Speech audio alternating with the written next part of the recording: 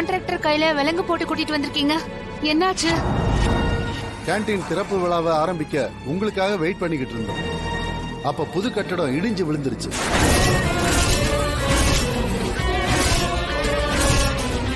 ஒரு வயசான அம்மா அந்த இடிபாடுல மாட்டி இறந்துட்டாங்க.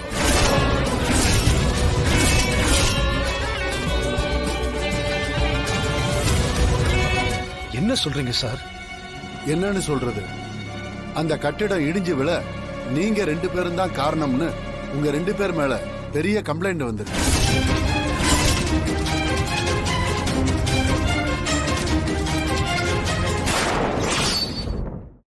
நாங்க காரணமா? என்ன கம்ப்ளைண்ட்? யார் கம்ப்ளைண்ட் கொடுத்திருக்காங்க? கட்டிட திறப்பு விழா அன்னைக்கு இடிஞ்சு விழற அளவுக்கு இருக்குன்னா அப்ப என்ன லட்சணத்துல கட்டியிருக்கீங்கன்னு கான்ட்ராக்டரை விசாரணை செஞ்சோம். அப்போ ரகுராம் ஐயா இந்த அப்ரூவல் கொடுக்கறதுக்கு 40% கமிஷன் கேட்டாருன்னு கான்ட்ராக்டர் முத்து வாக்குமூலம் கொடுத்துருக்காரு.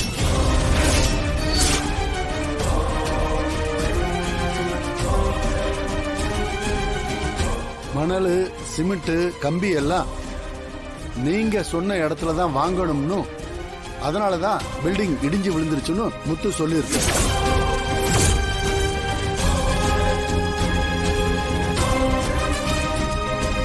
அது மட்டும் இல்ல, பாக்கி பணத்தை செட்டில் செய்ய இப்போதைய நகரமன்ற தலைவி, அதான் உங்க மனைவி மிஸ்ஸஸ் ஜானகி 30% கமிஷன் கேட்டதாகவும் சொல்லியிருக்காரு.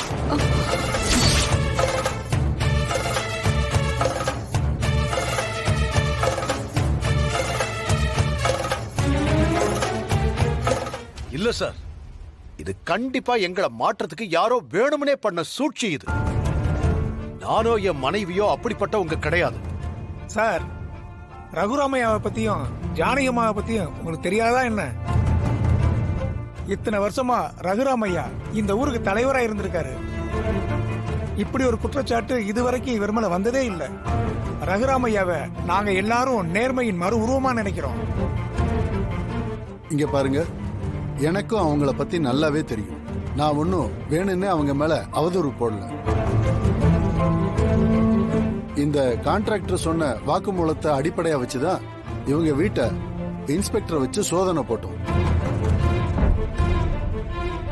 அப்படியா? கான்ஸ்டபிள் உள்ள போய் செக் பண்ணுங்க. போங்க. என்ன என்ன தேடுறீங்க? என்னங்க ஐயா, என்ன எங்க வீட்டுக்குள்ள தேடுறீங்க? உங்க மருமக லஞ்சம் வாங்கி இருக்கிறதா புகார் வந்து, இதோ இவன் தான் கொண்டு வந்து கொடுத்தேன்னு சொல்றோம். அதை தான் தேடுறோம். ஐயோ ஐயோ, என் மருமக அந்த மாதிரி பண்ற ஆளே கிடையாது.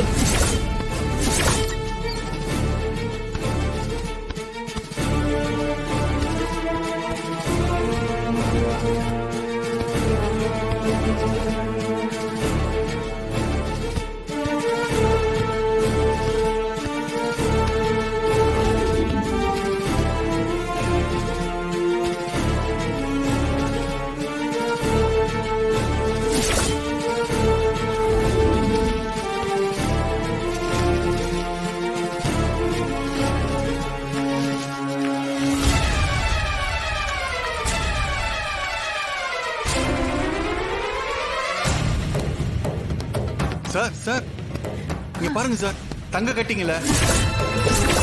ஐயோ,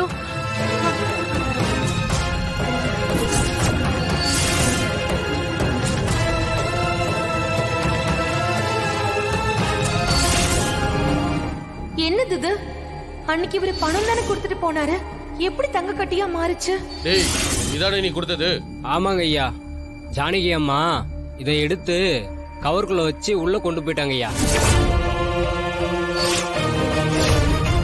உங்க யாரோட கைரேகையும் படாம கவர் பண்ணி சீல் பண்ணி எடுத்துட்டு ஐயா ஐயா, ஏதோ சதியா நடந்திருக்கு. நான் மறுபடியும் சொல்றேன், என் மருமக அப்படிப்பட்டவ கிடையாது. விசாரணை முடிவுல தெரிய வருமா? கான்ஸ்டபிள் வாங்க. ஐயா பத்மா, என்னடி இது?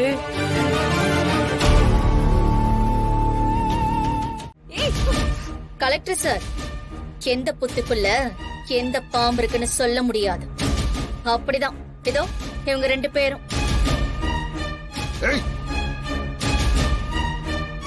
கைது பண்ணி கேஸ போட்டு உள்ள தள்ளுங்க. உண்மை தானா வரும். ஏய் போதும் நிறுத்து. இந்த கான்ட்ராக்டர் முத்து உன்னுடைய பினாமின்னு எங்க எல்லாருக்கும் தெரியும். ஹேய், தேவையில்லாததெல்லாம் பேசிக்கிட்டு இருக்காத. இப்ப அவன் கட்டின கட்டடம் இடிஞ்சு விழுந்திருக்கு. அவன் போலீஸ் கிட்ட தெளிவா வாக்குமூலம் கொடுத்திருக்கான். போலீஸும் உங்க வீட்ல இருந்து நீங்க லஞ்சமா வாங்கின தங்க கட்டிகளை எடுத்திருக்காங்க. இதுல எனக்கு எந்தவித சம்பந்தமும் கிடையாது. தேவையில்லாம இதுக்குள்ள என்ன இழுக்காதீங்க. நாங்க நடக்கிறதெல்லாம் வேடிக்கை பார்க்க தான் வந்திருக்கோம். ஏய், உன்னை பத்தி நாங்க சொல்லணும்னுலாம் இல்ல. இவ்ளோ பெரிய சதிக்கு பின்னாடி நீதான் இருக்கன்னு இதோ இந்த கலெக்டர் சார்ல இருந்து ஊர்க்காரங்க எல்லாருக்குமே தெரியும். சார், முதல்ல உங்களை கைது பண்ணி விசாரிங்க சார். டேய், என்ன ஒரு கேவலமான புத்திடா உனக்கு. பழிய தூக்கி எங்க அண்ணன் அண்ணி மேல போட்டிருக்கல. டேய் டேய், எங்க கிட்ட இருக்கிற சொத்து மதிப்புக்கு உன்கிட்ட போயெல்லாம் எங்க அண்ணன் கமிஷன் கட்டார்னு சொல்லியிருக்க பாரு. அதுல இருந்தே இதுக்கு பின்னாடி யாரு இருக்கான்னு நல்லா தெரிஞ்சு போச்சுடா. ஏய், இந்த பழிக்கு நீயும் சரி, உன்னை தூண்டி விட்டவங்களும் சரி, கூடிய சீக்கிரமே இதுக்கு பதில் சொல்லித்தான் ஆகணும். யாரோ ஒருத்தர் பொய்யான கம்ப்ளைண்ட் கொடுத்ததுனால ஐயாவையும் அம்மாவையும் கைது பண்றத நாங்க எதுக்குறோம்.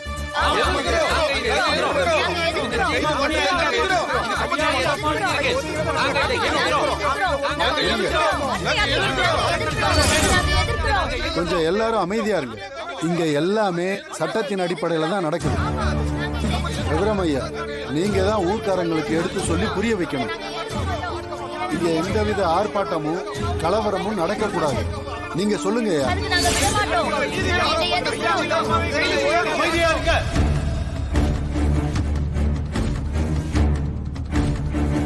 தயவு செஞ்சு நீங்க யாரும் இதுல தலையிடாதீங்க. இத நாங்க சட்டத்தின் மூலமா பாத்துக்கிறோம்.